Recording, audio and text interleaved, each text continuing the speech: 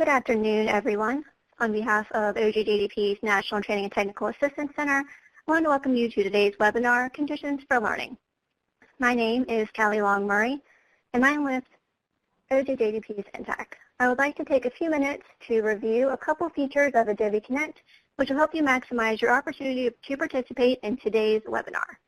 To view the bios and photos of the presentation panel, please access the documents which are available now in the Handouts pod of the webinar dashboard.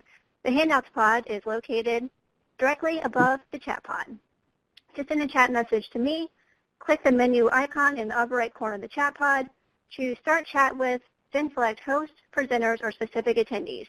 Type your message into the chat box, and then hit Enter or click the message bubble icon to send. For those of you participating in today's webinar as a group, please take a minute and help us count. Go to the chat window and type in the total number of additional people in the room with you today. This will help us with our final count. Again, if you are viewing with a larger group, please type in the name of the person registered and the number of additional people joining you today. If you are viewing by yourself, there's no need to type anything at this time. This event will be archived on OJJDP's online university in approximately 10 business days. I'd like now to pass it over to Jamie Koppel, Senior Fellow at OJJDP. Thank you, Callie, and welcome everyone. We are so delighted that all of you could join us today for this very important discussion. Today's webinar is the 7th of the Supported School Discipline webinar series being held in 2014. The series, which is facilitated by 3 federally funded technical assistance centers, started in 2013 and is designed to build your awareness and understanding of the impact of school disciplinary practices. We hope to help you fill your toolbox with practical examples and approaches that can help maintain school safety while ensuring academic engagement and success for all of our students. The overall goals for the SSDI webinar series include increasing understanding of the impact of exclusionary school discipline, helping to provide the field with positive alternatives that are geared towards ensuring student success, and promoting the fair and equitable administration of school discipline. Again, thank you so much to all of our partners for the tremendous effort that they have put into preparing today's webinar. We certainly hope that you find it useful. And with that, I'm delighted to turn it over to today's host, Emily Morgan, who is a Senior Policy Analyst at the Council of State Governments Justice Center. And Emily will tell us about the report that serves as the foundation for today's conversation. Thank you. Emily? Great. Thanks so much, Jamie. And I'm thrilled to be on the webinar today to discuss conditions for learning and the School Discipline Consensus Report. But first, I really want to run through quickly the learning objectives for today's event. After hearing from our participants and being involved in today's webinar, we hope that each of you will, first of all, be able to share findings from the School Discipline Consensus Report. Second, articulate the current literature around school climate and conditions for learning. Third, explain the importance of using valid and reliable tools to measure school climate and conditions for learning. Fourth, understand the components of an effective school climate improvement plan. And fifth, be able to understand the various opportunities and resources for training and technical assistance to help improve school discipline and school climate. So as Jamie mentioned, this is part of the SSDI webinar series, and this is actually the first in an additional series of 6 webinars focused on the School Discipline Consensus Report, which was released in June. The other 5 webinars are scheduled over the next few months and will focus on the 4 main chapters of the report, as well as how communities can better use data to get started and resources to improve school discipline policies and practices. And should you miss a webinar, want to share the content with others, or need a refresher, you can access the archived webinars materials, as well as the slides and the audio recording at the STTAC website using the link on the screen provided. Callie provided an orientation to the functions on the webinar, but the consensus report, along with a PDF of this presentation and speaker bios, are available for download in the handout pod on your screen. We also anticipate and hope that you will have questions during the presentation, so we'll pause after each presenter to answer a few of them. You can submit questions in the Q&A block to the right of the slides at any time, and we'll try to get to as many as we possibly can. And at the conclusion of today's event, you'll be directed to a short series of questions to get your feedback on this webinar. So we ask that you really take a few minutes to fill them out and let us know how to better provide resources to you. To better understand who's joined the event and help presenters know what points to emphasize, we're going to kick off this webinar with 2 polling questions. The first is, which of the following best describes your role? So could you please just take a moment and denote which best describes your role?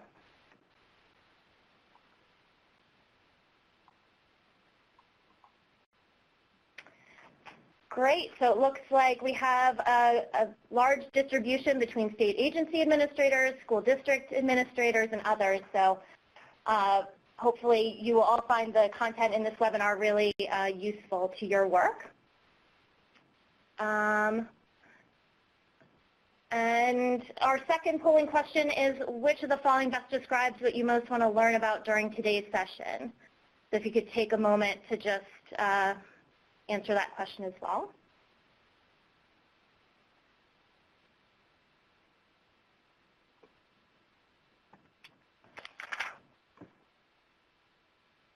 So again, it looks like an even split with a lot of people wanting to better understand the current literature on school climate and the relationship between climate and discipline. So we'll definitely be getting to that as well as the other questions that are listed in this poll.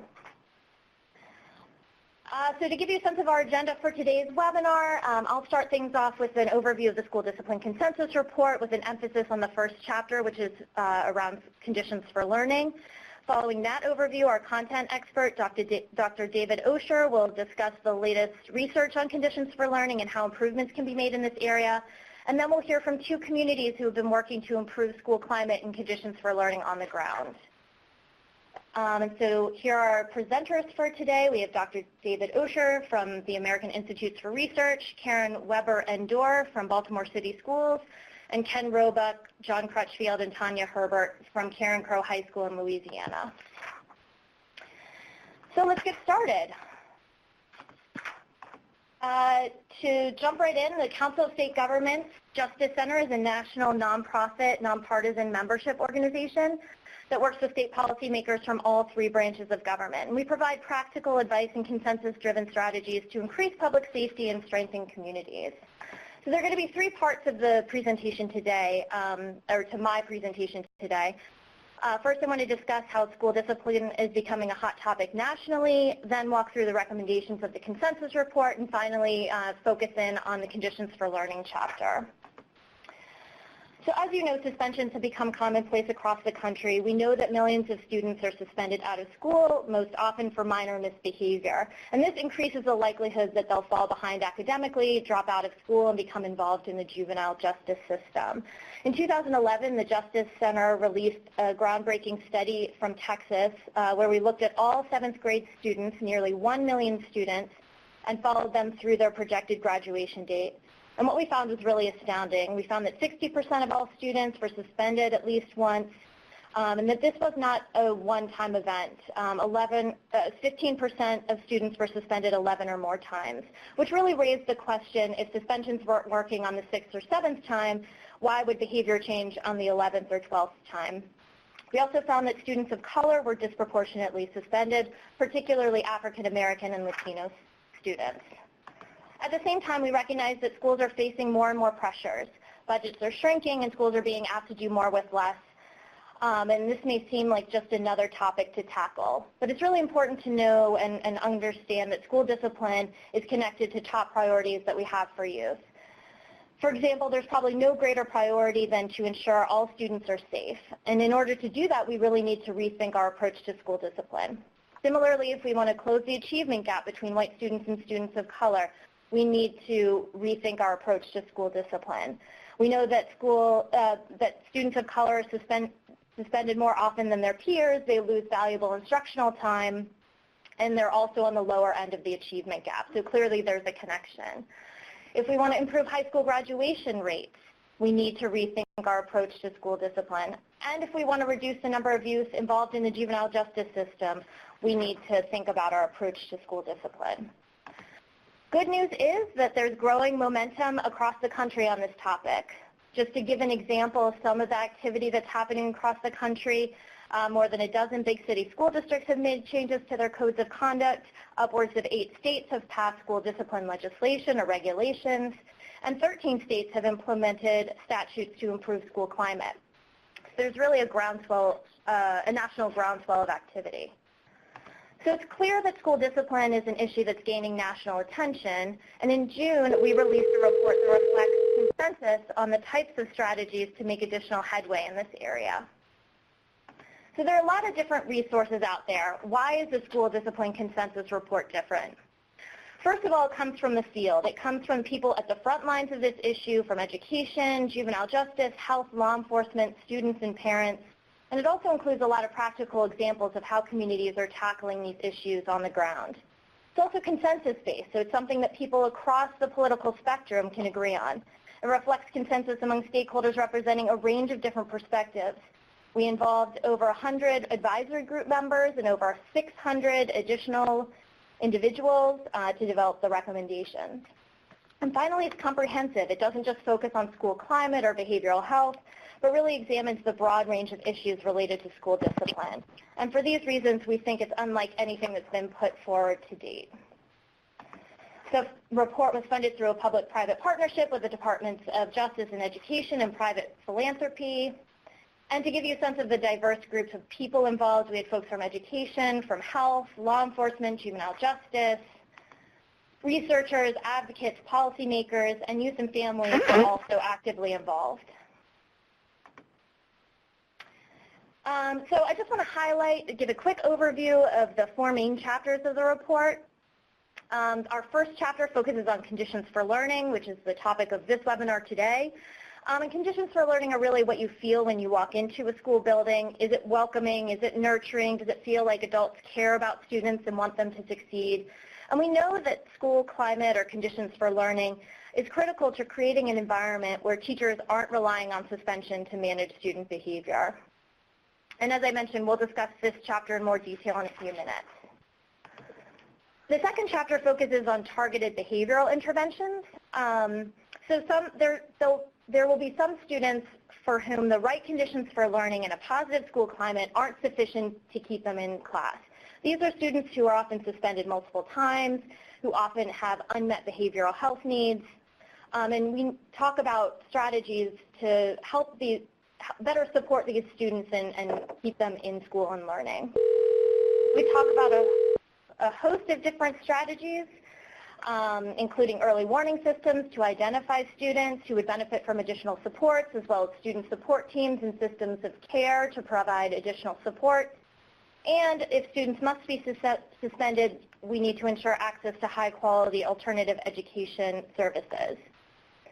Our third chapter focuses on school police partnerships, recognizing that in the past several years, and particularly following the Newtown tragedy, there's been a focus on increasing school safety. And sometimes this has meant increasing police presence on campus.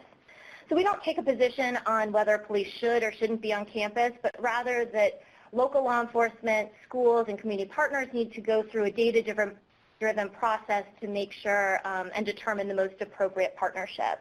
We also provide recommendations on officer training and clearly delineating roles to ensure police on campus are there to ensure safety and in cases of emergency, but aren't enforcing minor code of conduct violations. And our final chapter focuses on courts and juvenile justice and what we can do to keep students out of the juvenile justice system. We discuss what data should be collected to better understand how many students are coming into contact with the juvenile justice system as a result of a direct referral from school. We talk about what strategies should be employed to divert more students away from the juvenile justice system and how to provide incarcerated youth with access to high-quality education services. So that was a very quick overview of a very comprehensive and lengthy report, but we believe it's a tremendous resource to the field. It provides 60 recommendations and hundreds of pages of ideas, And as I mentioned, the focus of this webinar is on our first chapter, Conditions for Learning. So I want to take a moment to narrow in on the specific recommendations in that chapter. So it's important to note that we recognize every state is different, every district is unique, and school distinct. And everyone's coming to this issue with different assets and resources and challenges. And so there's no one place to start or one recommendation that's more important than the other. But that said, we do think that in order to determine where to prioritize focus, communities need to better understand the current school climate and conditions for learning. And this is typically done through valid and reliable school climate surveys of students, staff, parents, and families. And David will speak more to the specifics around school climate data collection and measurement in his presentation, and we can discuss that in more detail. But it's also important that this data be shared with relevant stakeholders. The report provides recommendations for using data as a springboard for conversations about trends, areas for improvement, and underlying issues that may be contributing to disproportionality. And to give an example of how this looks in practice, we look to Georgia, which is including school climate in its accountability system. So all schools will receive a school climate star rating of 1 through 5, starting in December 14 or January 15, that incorporates discipline, climate, attendance, and safety data. So once climate data has been collected, this information can be used to develop a plan for improvement. We know that a range of different plans exist at the school district and state levels to improve student outcomes. There are school improvement plans, school safety plans, just to name a few. And therefore, to the extent possible, recommendations focus on integrating discipline, climate, and safety goals and activities into existing plans so that schools and districts don't have to juggle a bunch of different plans and everything can be integrated in one comprehensive plan.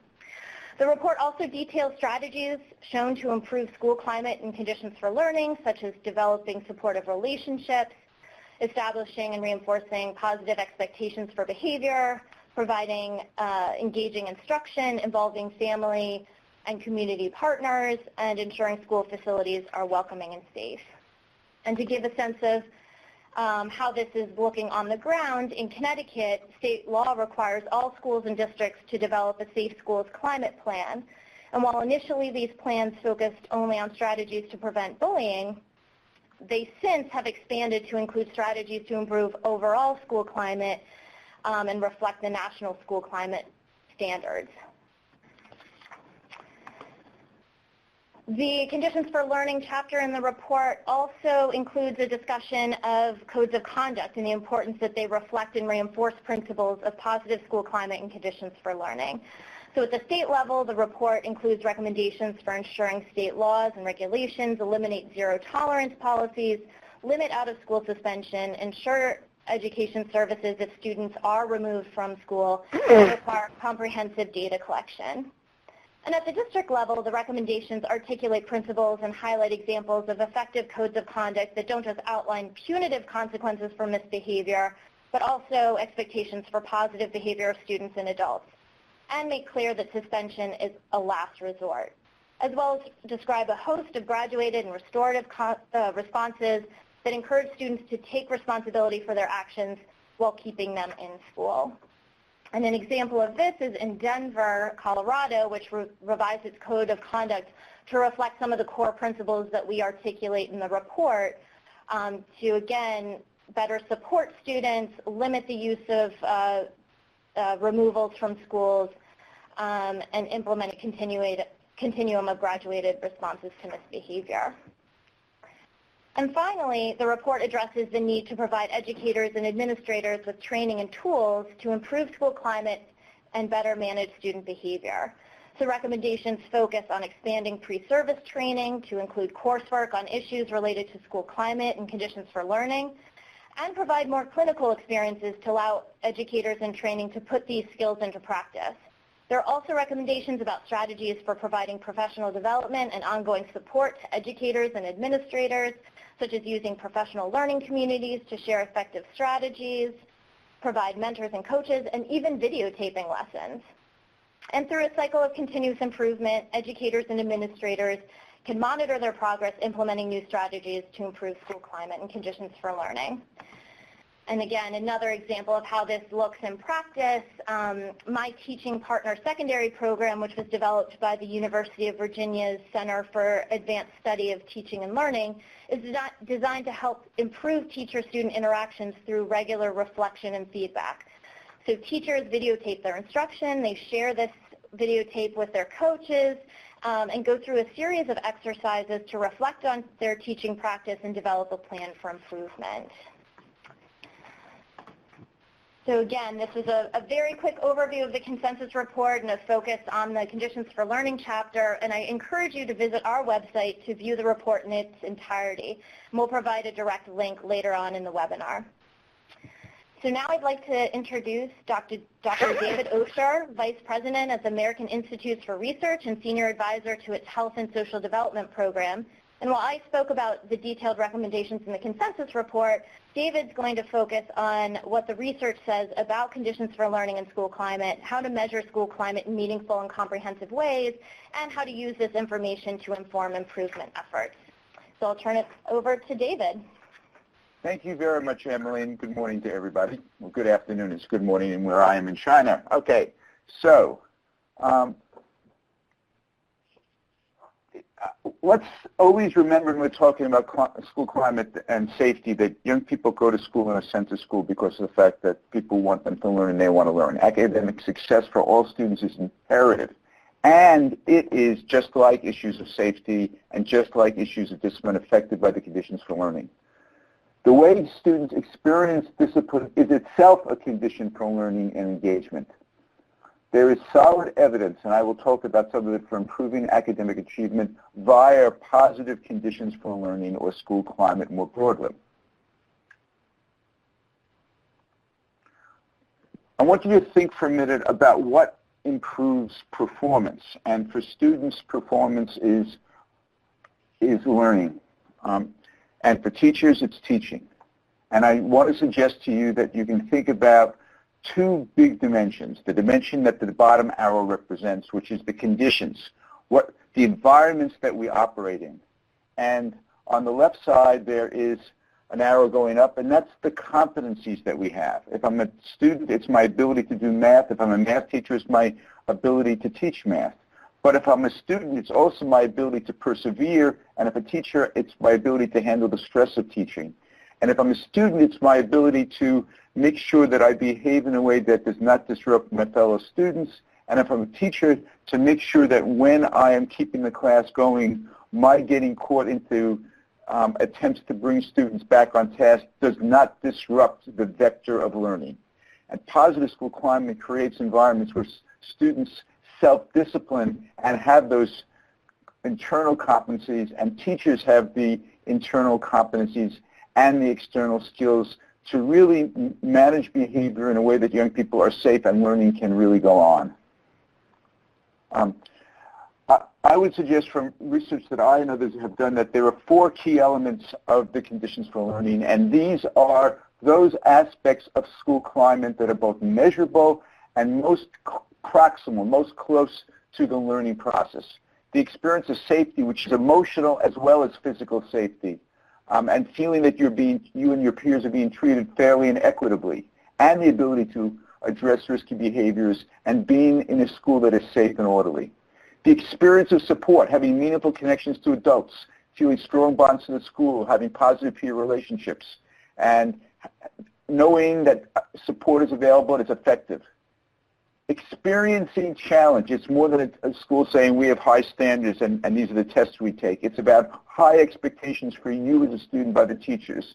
It's about feeling a strong personal motivation to succeed. It's feeling that what you're learning is connected to reachable life goals, and it's the experience of rigorous academic opportunities for yourself and not just for other kids. And it's being in an environment where your fellow students and your teachers are socially capable, that they are emotionally intelligent and culturally competent, that they can be responsible and persistent, that they can cooperatively work, for example, when you're working in groups as a student, and that you and your fellow students have the ability to contribute to the school community. The next two slides really come from the science of risk and protection. And what we know is that there are factors that place you at risk and factors that are protective. And that while those are not guarantees of success or failure, that the more risk factors you have, the more likely that there'll be bad outcomes. And the more protective factors, the more there'll be good outcomes. And so let's think about what could happen, where students feel protection, connectedness to the schools, emotional safety as well as physical safety, positive relationships with adults and peers, caring interactions between children and faculty, the experience of academic challenge, and the experience of academic support and engagement, positive role modeling by your peers and by your teachers in terms of how they handle things. If I see a teacher lose her temper and kick a kid out of a class, that does not tell me not to lose my temper. Social and emotional learning, positive behavioral interventions and supports, and access to needed services and supports when I need them. Those are all protective factors, and then they can help young people succeed. And at the same time, when things aren't working, the school can place me at greater risk, particularly if I'm a student who's experienced trauma. The experience of lack of connection, not I don't belong here, lack of safety, teasing, bullying, gangs, negative relationships with adults and peers, whether it's what they say or what they look. A teacher's scowl is not something that you can experience consistently and it makes you feel good. Uncaring interactions, low academic expectations for someone like you. Academic disengagement, whether because you're bored or frustrated. Poor role models, your peers and the adults around you. School-driven mobility, where you moved around the class, where you moved around the school, and maybe you moved between schools because people don't provide you with the support and just want to remove you through exclusionary discipline.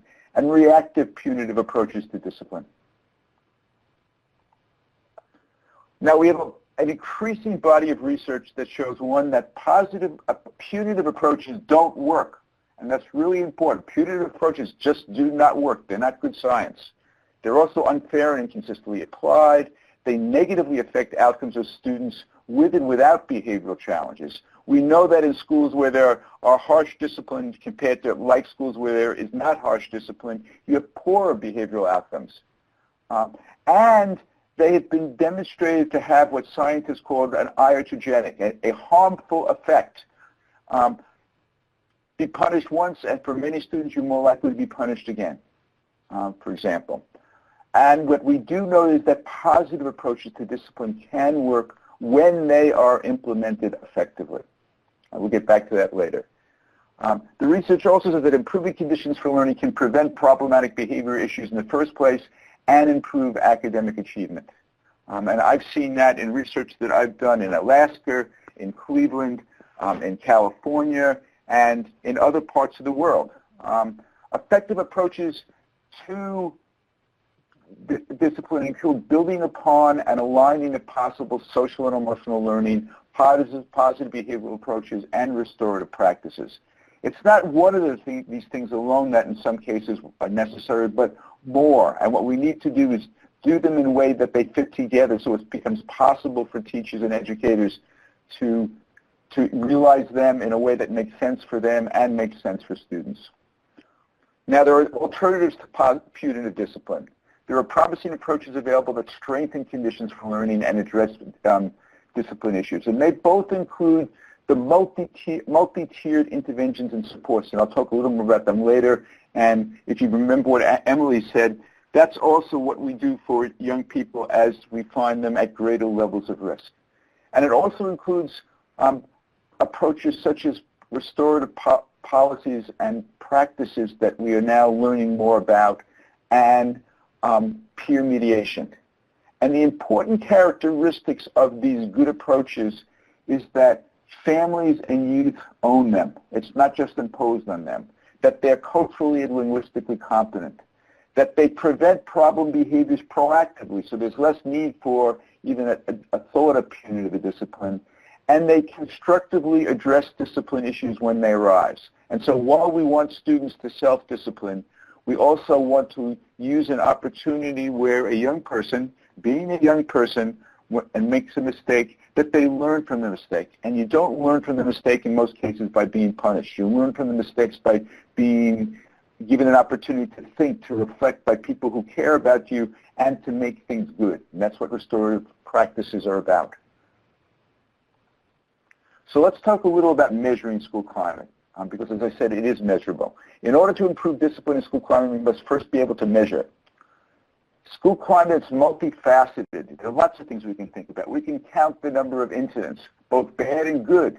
We can count discipline actions such as suspension and expulsion.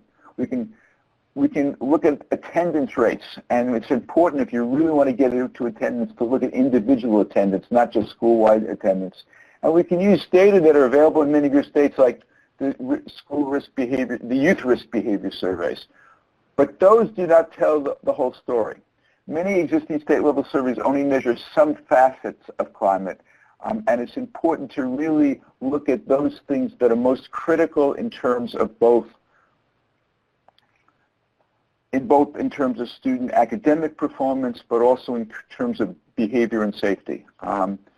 And if existing measures of climate do not meet the following goals, and I'm going to talk about, you may need to make additional investment and improvement. And the good news is that next year in 2015, the Department of Education will be making available for free to schools and districts, if they so choose to use them, a suite of surveys for parents, for educators, for other school staff, including administrators, and for students that get at the key aspects of school climate. The measures that they will in part cover and are important to cover through those instruments or any others is the multiple aspects of school climate, that they should be able to be processed quickly enough to share by the end of the year. And in fact, what the Department of Education will be making available for free will feed back the data immediately, be collected through valid and reliable instruments that have good psychometrics, be collected from multiple respondents, be collected so that you can learn about subgroups. It's not just enough to look at everybody, but to find out, for example, how do your African-American male students experience school climate? How do your Latinos experience school climate, and so forth? They should be, in looking at climate, you want to combine multiple instruments. Survey data, particularly of students, I think is particularly important, and getting the multiple informants is very, very important. But you want to combine that with hard data like attendance data. The data you collect needs to be actionable and practical so you can do something about it. It's not just to observe what is the case, but to make climate better. And it should include measures that are understood to have a direct impact on academics. Because remember, schools are in large part about academics. There's a model that the Department of Education developed a few years ago for the Safe Supportive School model, and that's the model that will inform the suite of surveys that I mentioned. They have three elements: engagement, safety, and environment, and you can look underneath to see the components. I'm going to move ahead because we don't have a lot of time. But for example, if we want to measure engagement, we might want to look at what are the relationships that students experience with teachers and teachers with students. We might want to look at the extent to which parents or students feel welcome at the school, even if they come from a group that's marginalized. If you want to look at participation, you could count or ask students about participation in extracurricular activities. How can school climate be used? It can be used to identify needs, to identify interventions, and also to monitor and to assess, to see whether or not things are going well, and if you're intervening, to see whether or not your interventions are really working.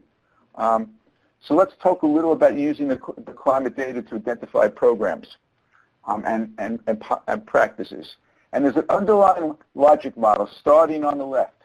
What you want to do is to improve conditions and capacities. Because the more you do them, if you remember my earlier point, the more you then create the ability of people to succeed. In order to do that, you may want to introduce strategic program interventions at whatever level is most important, and maybe it's multiple levels. Then you want to change the conditions and capacities in a way that you can measure them to know that they're changed, And then what should happen is your own vision of an improved school climate and improved conditions for learning where students are acting in the ways in which you hope they would be, and faculty as well are realized. And through that, there should be improved student engagement, improved discipline, and as long as you keep up and ideally improve academic teaching and instruction, improved achievement. When you're addressing, when you're looking at your data, it's important not just to respond to what's on the surface. A key is to really respond to what are the underlying root causes and see how they can be addressed. The National Center for Safe, Supportive Learning Environments is in the process of creating a tool that will be available to you early next year so you can do this regarding racial disparities in school discipline. And the key is to get to the roots, because think about crabgrass. You can keep on cutting it, but it keeps on coming back unless you get to the roots. What you want to do in terms of interventions is really think about 3 tiers. One is building a foundation, what you do for everyone universally. And the stronger the foundation is, the less likely you're going to need to do the early interventions that are in yellow and the intensive interventions that are in red. And remember that in a place where many young people have experienced trauma, the foundation may have to be stronger than in a place where many young people who are attending schools really have experienced an easy life. And if we think about cultural access, your cultural foundation and multicultural foundation has to be richer when you have a variety of people attending your school than if your school is homogeneous. Where do you intervene? Depending on what's going on, you have to think about the student, the inner circle, the people who are closest to the student, the family teacher, his friends and classroom, the school as a whole, and in many cases community factors that may leak into the school and cause issues of unsafety. And remember, when you're improving programs, that what you have to do is to remember that not all programs and interventions are equal. Beware of interventions coming in. You have to look at the quality of evidence, the design, the breadth of the evidence, the types of outcome data that were collected, and even if all those are good, you need to find programs that address your demographics, your context, what you're most concerned with, and ones that you have the capacity to implement effectively. And the bottom line is be data informed in your choices. Don't just throw solutions or parachute programs in to address problems. And don't exhale after you identify interventions. You need to plan them. You need to support their implementation. You need to monitor them, evaluate them, and refine them based on your continuous quality improvement of data. And in terms of support, my last points are going to be about professional development. Remember that selecting the right intervention, even the one that fits your school, is necessary, but it's not sufficient. Outcomes depend on implementation quality. And those depend upon the fidelity with which the intervention is implemented, which depends on the practice quality of the people implementing them, which depends on the professional development and support provided to those people. And professional development, we know from research, should be job-embedded, sustained, interactive, and it should address issues of motivation and understanding as well as technical elements. And so, for example, if people really believe that the way you make things safe and get students to behave is to punish them, you really have to address the motivational issues. And it also requires helping people understand about child and adolescent development, trauma and mental health and their implications, cultural competence and implicit bias and how that affects what they're doing, the logic of positive and restorative approaches, and the importance of self-awareness. And it's important, so it helps educators modify their practice or adopt new practices, and it has to help people integrate and align the new practices with other things that people are doing. Teachers and other educators are busy, and it's important to help educators get to proficiency and mastery. People may not be very fully committed to this work until they see that it can produce good results.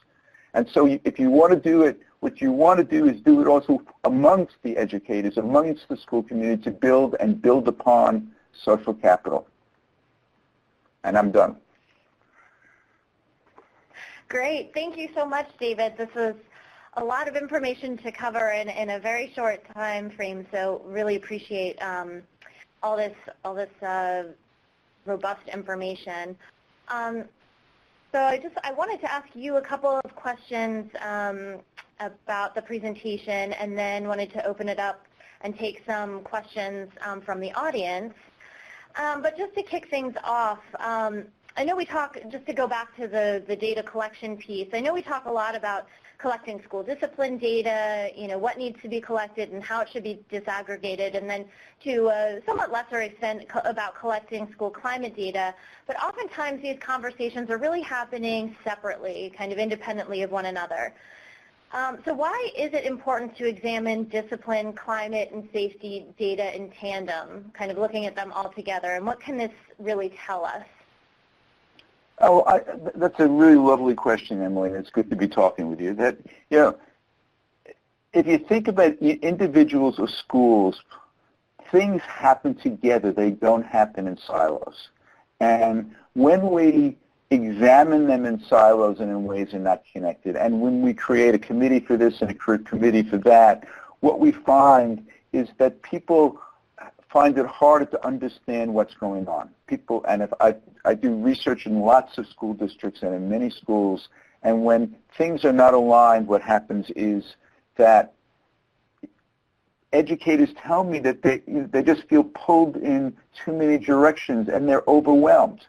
And if a school is communicating to families or students about what it wants, if there are too many things that they're being asked to do, it just is hard for people to grasp. And so the good news here is not only is simplicity and alignment necessary, but it's possible, because essentially the same things that we need to improve conditions for learning, which is those aspects of school climate that are closest related to academic learning, are the things that we need to do that will help create an environment where it is easier to teach, where it is easier for people to be emotionally and intellectually safe, but also physically safe, because young people are more likely to be disciplining themselves. And if you're worried about outside incursions and you have security officers, the security officers should be focusing on the risk of outside incursion, which is rare but still possible, and not getting caught up into a messy place. I hope that's clear. Yeah, no, that's really helpful. I know from a lot of our conversations, we've found that places have been so focused on reducing suspensions that sometimes this is done at the expense of school climate, and so you may see suspensions going down, but classrooms are becoming more chaotic, or more students are being referred to alternative schools, and so making sure that you're not trading, or places aren't trading one problem for another, is another reason I think is really important to look at these data all together. To see, okay, so we see that there's been a drop in suspensions, but do students and staff still feel safe? Do they still feel supported, engaged in the learning process? And if I may add that, go ahead. No, I may add that doing that is possible. So, for example, I've looked at 8 years of data from Cleveland, and at school climate data about people feeling safe. And I've also looked at suspension and expulsion data and suspendable suspense data. And over the past 5 years, when Cleveland has tried to use a restorative approach called planning centers and multi-tiered interventions, suspensions have halved, as have suspendable offenses, and at the same time, people report feeling safer, not less safe. And so it's possible to happen. But it's important to really not just stop doing things, but to be doing things positively that enable the things you stop to work. Definitely. Great, thank you. No, that was really helpful. And so what I think makes sense now is to take a couple questions from the Q&A, from the questions that have been posed from some of the audience members. And maybe to kick it off, One question that we received was about staff development and what kinds of staff development work best to help teachers develop proficiencies in understanding risks and protections. So in your work, what professional development and supports for teachers have you found to be really effective in better understanding risks and protective factors of students? Well, I think you can start risk and protective work by helping people understand them, but it's really important that people have to understand them in terms of the fact that they just make it more likely that things will happen. Because we have research that what sometimes happens is a knowledge of risk factors may actually lead people to look more and expect less at some people, okay? That police who know risk factors may profile more, and there's empirical evidence about it. So it's really important to couple letting people understand what the risk and protective factors are with an awareness of ways of addressing them in manners that do no harm. It's also important for people to understand that the good news that the risks and protective factors for one thing are often the risk and protective factors for other things as well. So that if you really address building conditions for learning, for example, that is strong, you simultaneously, and focusing on connection, you simultaneously address attendance problems while making it easier for young people who feel connected to the adults to listen to the adults when the adults are coaching them. Exactly, yeah, and just to kind of bring it back to the consensus report as well, we talk about a variety of different professional development mechanisms. The content can be, changed depending on the specific needs of the educators that are involved, but we really found through our interviews with folks on the ground that professional learning communities and opportunities to talk with peers is one of the most powerful professional development and effective professional development strategies. So and if I could just add, as people know from their own experience, and people have to have the ability to practice it when it matters. And so that's why you need people to be able to help you when you're dealing with problems. That's why something like my teaching partner that you talked about before is effective. So professional development cannot be a one-time event. Mm-hmm. Exactly. And we received another question kind of in the same vein about whether you're aware of any places that are trying to implement these ideas through policies or specific curriculum when teachers are trained. So I guess in their pre-service training, if there are particular examples beyond the My Teaching Partner, but of policies or specific curriculum. Well, I think what's happening, and I don't want to mention a place right now, but I think what is happening is, I'll give some examples from work I'm doing. Places like Austin and Oakland and Cleveland and Chicago who are concerned with these issues and also concerned with the social emotional learning and those aspects of it that affect teaching and instruction are explicitly thinking about this when they hire faculty and teachers and staff. So that while they cannot affect what happens in pre-service, what they can do is affect what happens once in terms of who you take in and then what happens in terms of their onboarding. At the same time in these places, they're having conversations with the local teacher preparation institutions to try to get them to incorporate restorative practices and social emotional learning tools in the instruction that teachers and other educators experience in pre-service. Definitely, and just to mention a couple of things that we found as well through the consensus report, there are a lot of residency programs that are focused on this particular issue, and in addition looking at cultural competence and having pre-service educators kind of better understand the communities from which their students come from and really get a better sense of who their students are and connecting with them on a deeper level and moving beyond just preparation in terms of content and instruction, but really kind of thinking about, as you mentioned, the social and emotional learning component of that. That's right. And, if I can just add, and what you ideally want, and places like University of Virginia are doing that, is also to have adults become more self-aware.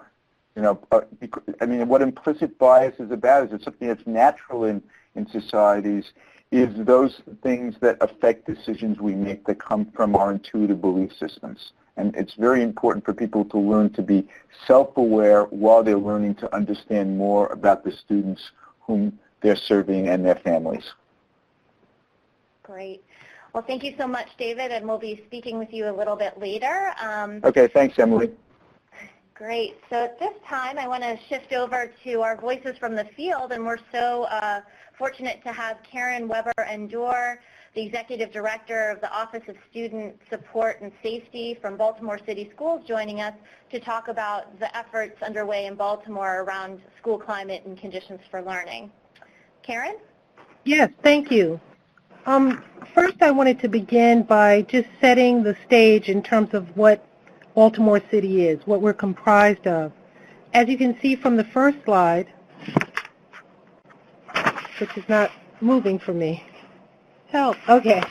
Baltimore City is a predominantly poor and a predominantly African American community, which are not one and the same necessarily, but the poverty issues in Baltimore City and the crime issues, the violence, all of those issues spill over into our educational community and pose great challenges for us. I think that in the past, there was the notion that if you got your instruction right, everything else would follow. But what we found is that violence is sort of like a disease. We have to get to the root causes and really address those problems as they arise. So school climate became an emphasis for us in the last couple of years.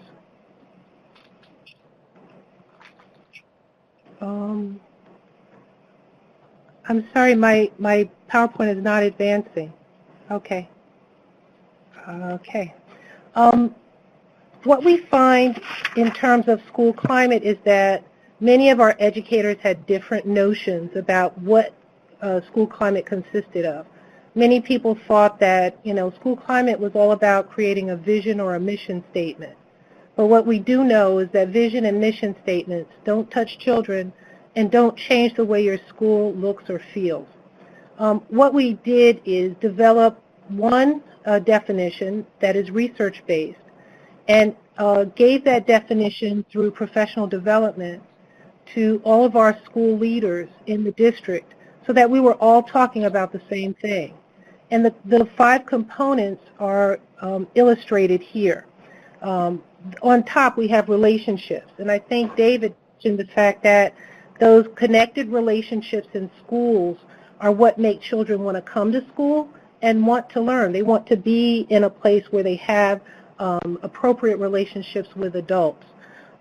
Teaching and learning, of course, is critical, but the key ingredient with teaching and learning is really engagement. Are the students really engaged in the learning that's being presented to them? Safety, we've all spoken about and know about as well. Safety is critical, and it's emotional and physical safety. The environment, we're in an older district, so many of our buildings are kind of dilapidated. One of the things we urge our school leaders to do is to do, use their best efforts to make the environment look welcoming. We've all had starter apartments when we got out of college, and we did our best with our IKEA furniture to make the place look great. Well, we're encouraging our leaders to do the same things, and they're coming up to the mark. The other thing that's happening in Baltimore City is that a bill was recently passed where we'll have 26 new buildings built in the next 10 years, and many buildings will be refurbished. But in the interim, we have to give our best efforts to make our buildings welcoming. The other really important point is that school climate starts with the leader. The leader sets the tone. And if the leader is gnashing and fighting with teachers, demeaning teachers in front of students, they should fully expect that that behavior will be emulated by staff and students alike.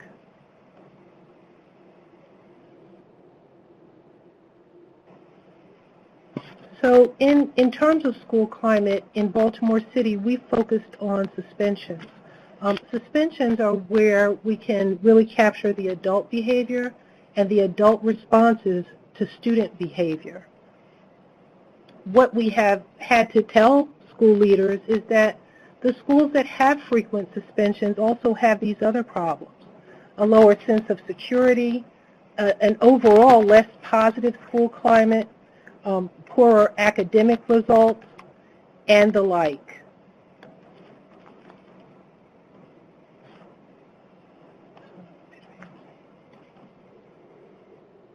Sorry. And in focusing on suspensions, we also made it clear to school leaders, because that was really the audience we were addressing, that those students who are suspended suffer academically. And it's one thing to speak of it theoretically, but we took the standardized test data and matched students who were never suspended with those who were suspended first one and then two or more times, and noted the differences in their academic performance. And that was an eye-opening data point for our school leaders. So in effect, it demonstrated that they're literally hurting the chances of those students in their schools when they send them home and have them miss valuable instruction time.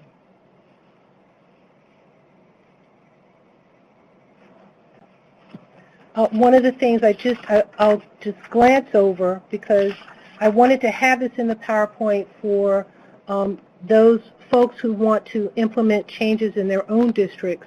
We held climate trainings, and these are some of the subject matter that was covered. One of the things I wanted to highlight is that we did focus on student trauma and student voice, so that I don't think that, even though we would imagine that all educators know who their students are in front of them, they didn't really seem to have that experience. I think too often administrators are too busy sort of administering punishment and getting schedules together and doing all the things that they need to do, and they're not always really aware of some of the ways in which our students are suffering. In an urban area that is as poor as Baltimore City, you have the effects of trauma. Community violence is a reality, and that bleeds into the classroom. So making people realize who was in front of them, the fact that trauma also leads to a difficulty in self-regulation, impulsivity, and the like, made it more clear for educators that they had to take a different approach to disciplining students.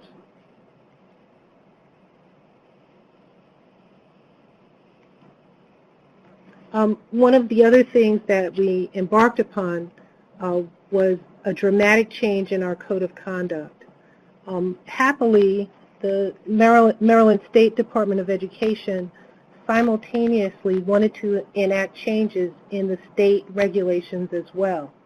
The Baltimore City Code of Conduct was pretty far advanced in terms of what our language said, and it was used as a model for the state to change some of our codes, the codes for the state. It was also applauded by United States Department of Education and the Department of Justice as recently as last January. So it is seen as a model, but the challenge before us is to really make sure that it's being implemented. And I'll say while the slide is advancing that the code definitely speaks of alternatives to suspension specifically, speaks very much about using restorative practices.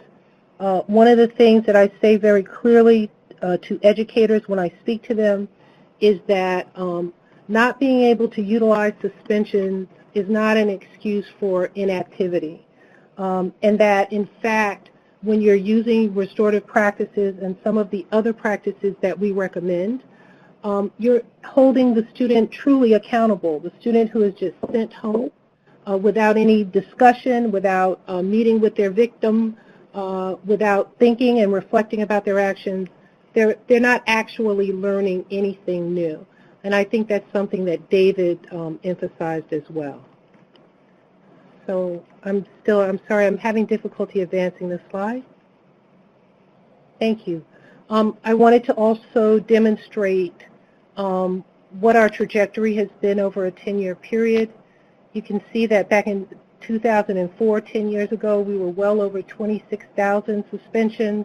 Our population at the time was approximately 79,000, to show how many of our students were being suspended. Right now, in 2014, we're down to 7,550. So the reduction in suspension that we sought by changing the code of conduct and having school climate trainings and pushing out alternatives to suspension have actually yielded some gains.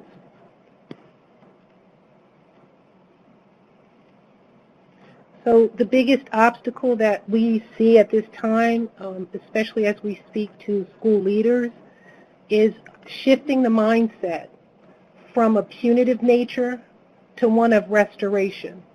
And it's interesting when I show this slide or have this conversation with principals, it's as if I'm talking a different language.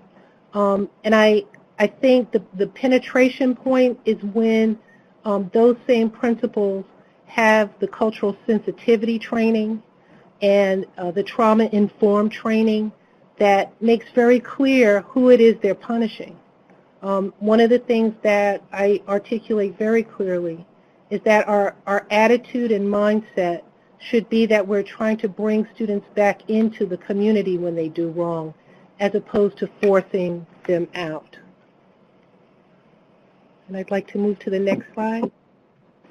One thing about what we see alternatives to suspension, the most effective alternatives to suspension have these components. They're restorative, they require accountability, they're based on positive relationships, but also most importantly, they involve student voice. What I've seen in going from school to school is instances in which punishment is doled out and the student is never even asked what occurred. All the students have to be involved in their own disciplinary response so that they can be self-disciplinary. They can have their own self-regulation. Moving to the next slide. I'd like to move to the next slide. Thank you. And these are some examples that are being used in Baltimore City schools. If I had my druthers, I'd have restorative practices in every single school. We still have bounded autonomy as a frame of reference, so I can't force schools to use restorative practices. But as the code of conduct has changed, principals are asking for additional resources and are using alternatives to suspension happily. In the next slide. One thing that has helped change the climate in our schools as well are school climate tools that we've created. Our data system captures suspension data, attendance data, and the like with a great degree of specificity. What we've done is created color charts so that schools can see on a monthly basis not only what their numbers of suspensions are, but how many children have been suspended repeatedly, what grades are affected by suspensions, the location. The idea of having these specific details given to principals is to enable them to make specific planning. So for example, if all of your suspensions are emanating from the cafeteria, you would want to have additional people on location to make sure the cafeteria is in fact orderly and well supervised. And the same would be true depending on the location. If it's all coming out of a particular classroom, then that teacher may need some assistance and the like. Moving to the next slide, another tool that we've begun to use, and I'm actually very excited about, is called the Climate Walk tool. With the Climate Walk, student support representatives go to a school unannounced. They state in the main office their purpose for being there, and they walk through the school looking at 20 specific points. It includes the school entrance, the physical environment. We look at student-staff relationships, classroom environment, and other miscellaneous such as the health suite. After we do this climate walk and do the reporting on the tool, we submit that tool to the principal and the principal supervisor. Thereafter, for the schools that are really having difficulty, and those difficulties have been noted both on the climate walk and the climate report, we create a climate plan that is actionable. So it's data based on the moment, based on the observation, and it's utilized by the principal to change what's happening in their school. So this has been, I will say that there's been a lot of pushback sometimes in implementation because it's one thing to have people anonymously fill out a form and say, you know, I like the school, I don't, I feel great, I don't feel great. But it's quite another to have somebody walking through your school and observing on their own what's happening in your school climate. But we find that to be a very realistic format. I think I'm out of time, but I have one more slide. I'd like to advance to the next slide. So here you just see the school climate plan. It completely mirrors the components in the school climate tool and allows you to use the school climate walk and the school climate report to create the plan. And I think I have the last slide I just wanted to put up for 1 second, if you could advance to the next slide. On the next slide, I've just, if you have this information at your disposal, there are a couple of climate studies that have been done by the Baltimore Education Research Consortium on climate matters here in Baltimore City. Also, if you want to access the climate tools that I've mentioned, they can be found on the baltimorecities.org page that is listed herein. And I think that concludes my comments for today. Great. Thank you so much, Karen. That was really helpful and really interesting to hear how Baltimore has been prioritizing this issue and really taking some great steps. So now we have a couple minutes for Q&A. We have a bunch of questions from the audience. And so, you know, I wanted to start with one around the school climate data that you're collecting. I mean, sounds like there's so many things going on through the school climate walk, the school climate report, and then the plan. What challenges did you face when you were collecting this type of data? Were folks initially resistant to collecting the data? Was the data not always accurate? How did you ensure consistency in that data collection? What's interesting is that the district was always collecting the raw data, but no one was putting it in a format that was easily usable. So the suspension data, for example, existed, but it was like a series of numbers. And the average school leader does not have the time to sit, and maybe doesn't have the expertise, I know I would not have, to sit down and really disaggregate that data in a manner that would be usable for them.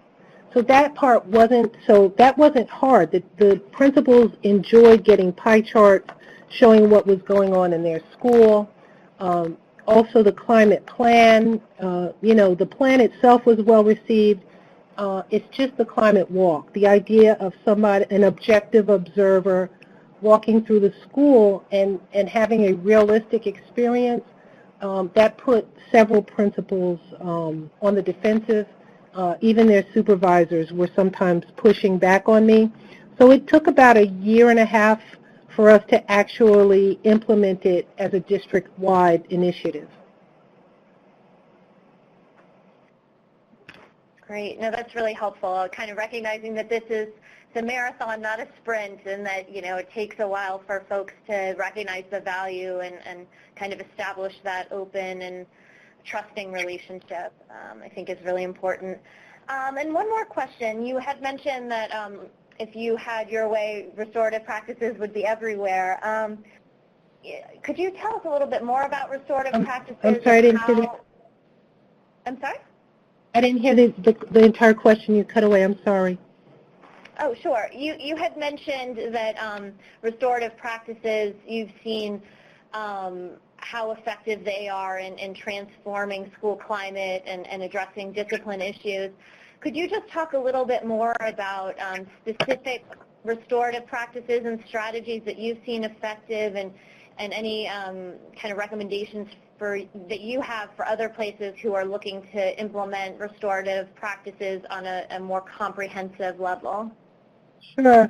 Right now, Baltimore City schools, many of our schools are using International Institute of Restorative Practices.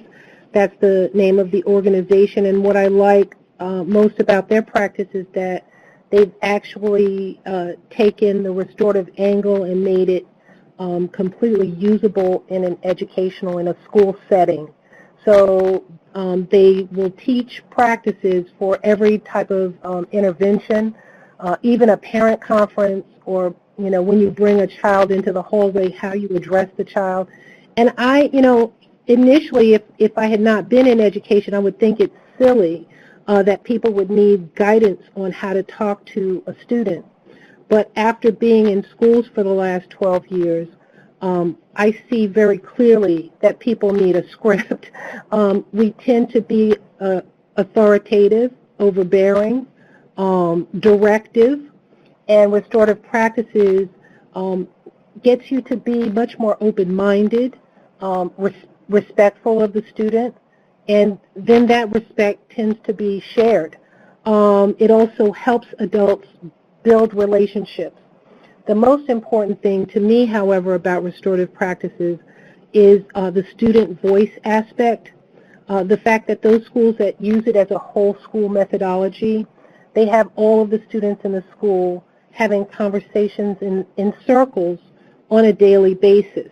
You know, differing modalities, but all of them have circling up where students have an opportunity to express one thing or another. What I hope with those schools that are more advanced with restorative practices is that they also use it as a teaching opportunity. One example, for example, is I went to a circle where many of the students in the circle spoke about taking care of younger siblings and how difficult that is. That's a teachable moment, and that's something that the teacher could bring into her classroom instruction. So what I want to say is that it's not just a disciplinary measure. It's also, it can be part of instruction, relationship building, and climate building. Great. Thank you so much, Karen, and really appreciate your comments and your presentation.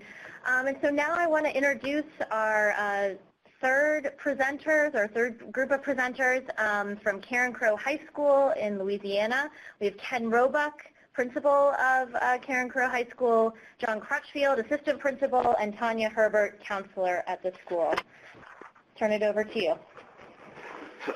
Good afternoon, and welcome to South Louisiana, home of the Raging Cajuns, and of course lots of good Cajun food. If you've never been down here, you ought to take the opportunity. But we're very honored to be here today. I'm Ken Roebuck, and I am the principal. And today we want to share with you what we have done in using our S3 grant to make changes in our school climate, and how those changes affected, obviously, our academic performance in our school, as well as just the change in the climate for our students, for our parents, for our teachers, for everybody here. So I am pleased that two members of my staff are here to present.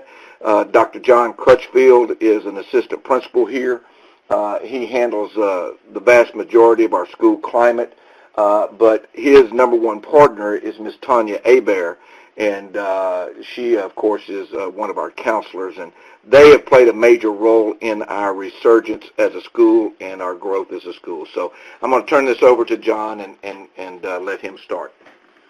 All right, this is John, and we'll jump right in. Our goal in the next few minutes is to share a case study of what happened at Karen Crowe High School once the S3 grant started to be put in place and once some of these school climate initiatives were put in place at our school.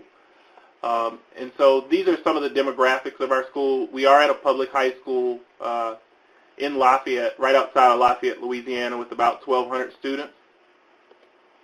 This kind of gives you a picture of the demographic breakdown. So it is a very diverse school. And a couple of years ago, we really started seeing some of our faculty and community banging their head against the wall with the school.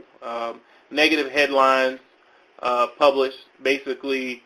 It was a war zone. Describing a war zone. Students fighting, teachers fighting, administration, that sort of environment. I'm just going to be frank and say we had to decide whether we wanted to kind of curl up and just be complacent or whether we wanted to do something about it. And so we're going to kind of outline from an administrative, instructional, and counseling perspective what we did. And we are going to skip some things in some of the slides, but if you have any questions, you feel free to ask or contact us afterwards. So from an administrative perspective, the first thing we did is we looked at the leadership at the school and hired a leader that, believed school climate was a priority. We also, as an administration, started to look at the staff that we hired and hired staff that believed climate was a key factor in not just school climate, but also their classroom climate. We looked at our PBIS team at the school and looked for people on that team that were passionate about building relationships with students, but also senior members of the staff that could have influence in getting buy-in from faculty. We also looked at our scripting for our first few days of school, and similar to what an elementary school might do, we planned out the first 3 days and scripted that for staff.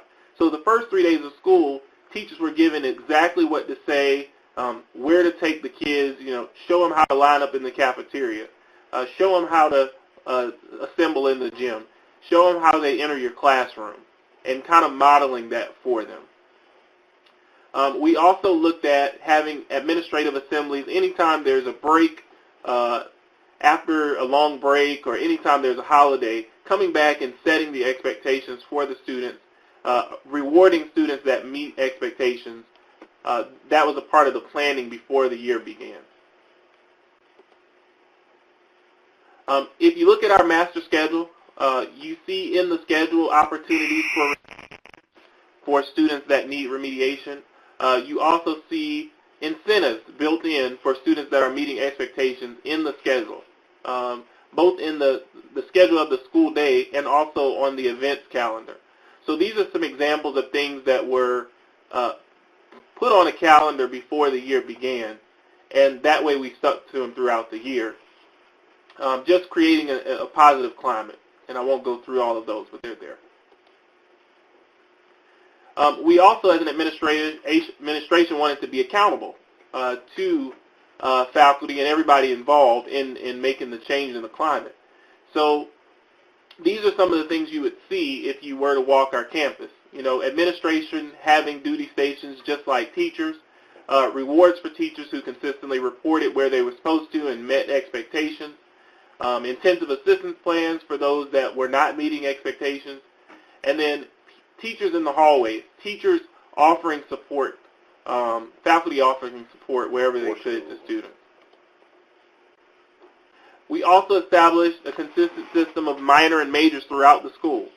So if you were to walk in Ms. Jackson's class or Ms. Jones' class, the same expectations are there. The teacher is going to treat the same behaviors as minor across the school, the same behaviors as major, and having our PBIS team look at those and establish some norms really built consistency across the campus as well.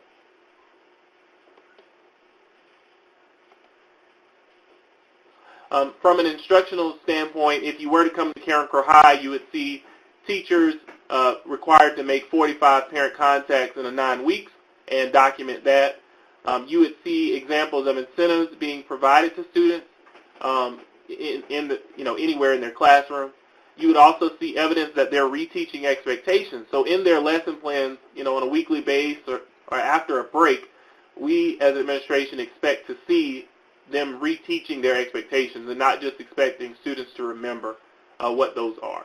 And then every month, based on data, we look at behaviors and we just stop the day during a defined time period in the master schedule and say we're going to teach this behavior and model this behavior for that 30 to 45 minute period of time. I'm actually going to make note of kind of a communicative piece, because we looked at the Facebook and we looked at Twitter and we looked at the website, and we really kind of ramped up from an accountability perspective how we communicated this information. So these are some things that we keep up to date, that we're putting school data on, that we're encouraging all stakeholders to look at, and these are tools that really also aided us in climate change, because if I know every month I'm going to have to put up discipline referrals, or I'm going to have to put up teacher satisfaction surveys, then that as an administrator makes me really accountable. And so I'm going to ask that Tanya speak a little bit about what we have going on from a counseling perspective. This is Tanya Hebert, and I'm one of the counselors here at Karen Crowe High. And as you can see, our model is in 3 parts: administrative, instructional with the teachers, and the counseling piece. So one of the successes here on campus is we never do anything in isolation. Everyone has a hand in the success of our students. One of our gems that we call it, that we were so excited about, was we were looking at how are we servicing our incoming freshmen. We saw in the past, their first day on our campus was a 1-day, 4 hours orientation before school, and we didn't think that was enough. We wanted to make sure that our incoming freshmen would come in and they would have the entire 3 days, more days than 4 hours, and we would get together, get to know them, start building relationships with the students. In the summer, we did our freshman camp, and that's what we did. We did a 3-day freshman camp with our incoming freshmen, and we taught them skills, social skills. We taught them what to expect on a high school campus, and they were the only students on our high school. So we wanted to give them support so that way their first day was not their first day of school. Another one of our gems is actually our Bare Beginnings program that, again, a second program that we implemented.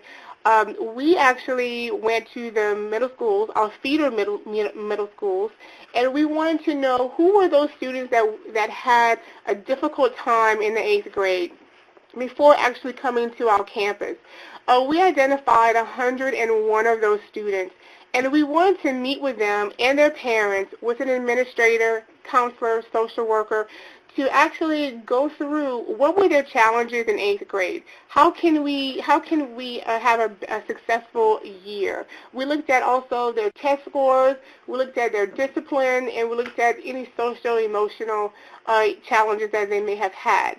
So when they came and they met with us, we actually sat down with each of those 101 students and developed an individual success plan, which they were all a part of. The parent was involved, the student was involved. So that way we wanted to know, how can we make this year better for you? We actually followed up with them throughout the whole year.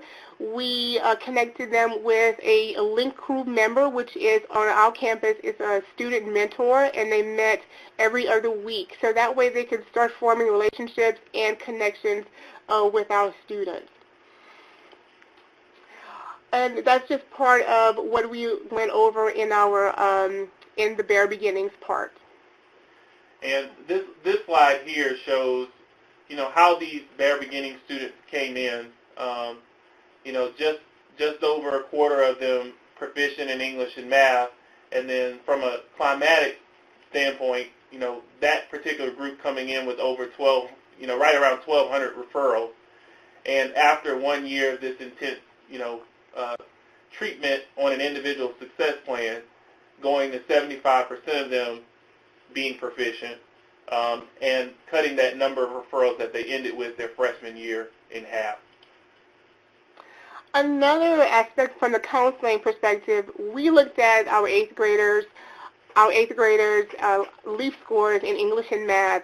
And if our students scored unsatisfactory or approaching basic, we actually double block them in a online program called GradPoint.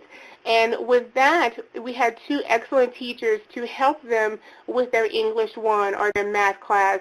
So that way they have that extra support in their classes, so that way they'll pass their classes, English and math, they'll have a better chance in being on track for graduation in those areas. Also, too, we implemented our fishbowl here on campus, where we got together with our students to know what's going on our campus. If you ever want to know the pulse of your campus, have a fishbowl, because these students will be honest with you. We ask them questions, and they were in a safe environment to answer those questions, because we want to implement all these good initiatives, but how are we doing in the student's mind? And from there, the information we received, we gave to administrators and sit down and talk about, this is what our students are thinking, and this is what we're doing well, and this is what we need to go back on and change. Okay, so just to cap up here, we're going to go over some data that we saw after the first year of implementation of these initiatives. This slide here shows a 20% increase on the ACT, which is what we use here as a measure of college readiness. This slide here is also going to show that we had over 75% of freshmen pass their freshman entry-level math course, compared to 53% that were failing the year before. And a similar result with our English results that same year.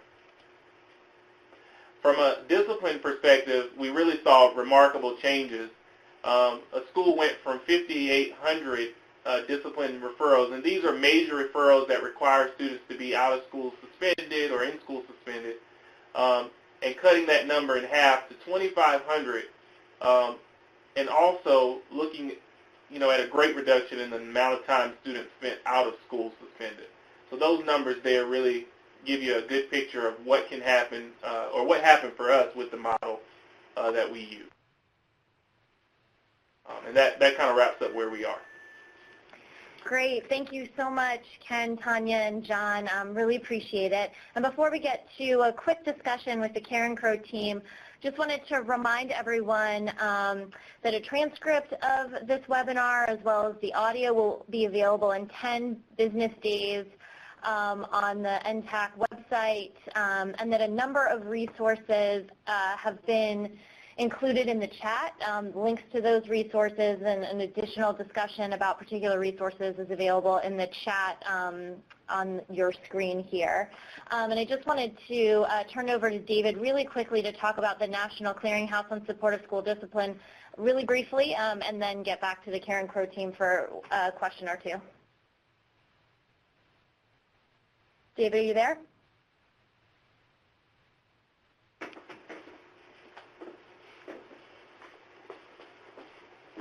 Hear me? Yep. Okay, I don't know what happened. Okay, thank you, Emily. A good resource that on promising practices regarding both conditions for learning, restorative practice, PBIS, and social and emotional learning, and how to integrate them is the National Clearinghouse on Supportive School Discipline. And somebody can put the website up for that. I was trying to get on it, but from China I can't get there. Back to you, Emily. Great, thanks so much. And recognizing that we only have a couple minutes left, I wanted to ask the Karen Crow team, it sounds like you have a lot of different initiatives and reforms going on in the school, and wondered what specific training did you provide to staff members around PBIS, around some of these other practices to disciplinary and school climate improvement? strategies? How did those look on the ground, and how receptive were staff to those opportunities? Well, this is Ken Roebuck, principal, again. We started really from the ground and worked up. We went back to the beginning. We had the fishbowl, of course, with our students. We also had it with our teachers, and we polled them. I mean, we had gotten to a point in our school where, teachers didn't feel safe to come to school here. We couldn't find a teacher to come and work here if we lost a teacher. We couldn't find substitutes. Kids who were good students didn't want to come to school here. They were looking for any option. And so that's where we started. So I think by being honest about our S3 surveys and looking at that data from both the parents and the kids and be able to be honest with ourselves, that was the starting point. And then we worked into our master schedule, as Mr. Crutchfield mentioned. Not only did we revamp, if you will, our PBIS team, but our interventions, we talked to the kids and asked them what would be good incentives to incorporate.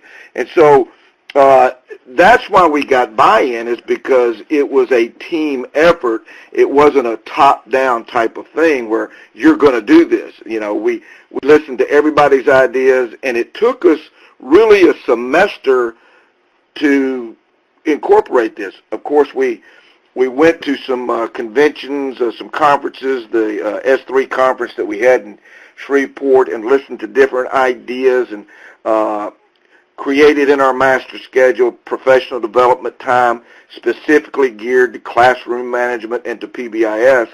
And so I think that was the key to get people on board. And to be honest with you, when we first started, there was resistance. Why are we doing this? And as we went along and people saw our school culture improve and thus our academics improve, it's kind of funny. This year we come back and people really don't have anything to complain about because, it turned out really great.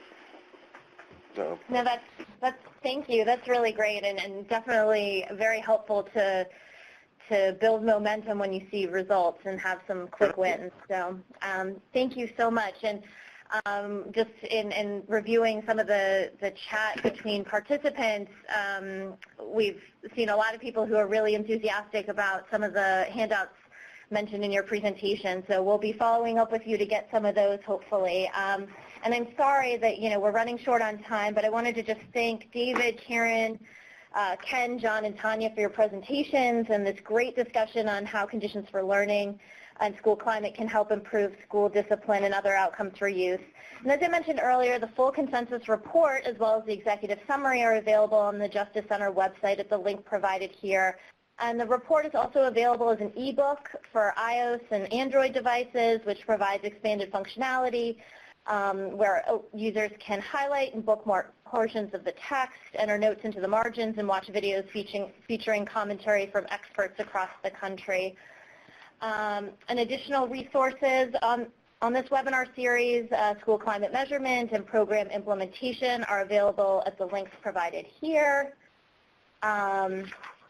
And for additional assistance regarding the webinar series or on supportive school discipline, please know that you can turn to these technical assistance centers as well as the Justice Center.